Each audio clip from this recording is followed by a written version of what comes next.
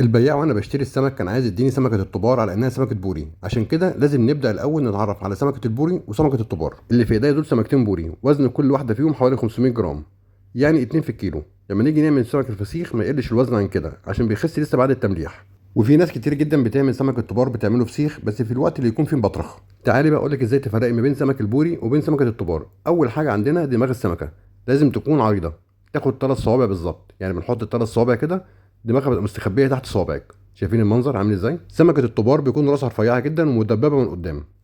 تاني حاجه ومهمه جدا في السمكيه دي ان الجنب بتاعها من عند الخد بيبقى فيه حسنه. شايفين النقطه السمراء دي الحسنه اللي موجوده، دي مش موجوده في الطبار، دي موجوده في سمك البوري بس. تعالوا بقى اوريكم السمك ده كان طازه وعامل ازاي. اول ما افتح الخياشيم بتاعته بصوا بسم الله ما شاء الله، زي التفاح الاحمر، يعني سمكيه لسه طازه وفريش. وللعلم السمك البوري ده سمك بحر. سمك المزارع هو اللي بيعمل ريحه جامده، بيبقى الظهر بتاعه اسمر وغامق جدا. تاني حاجه ومهمه معانا جدا هي الديل بتاع السمك البوري، بيكون لونه رصاصي فاتح، اما السمك الطبار بيكون لونه رمادي غامق.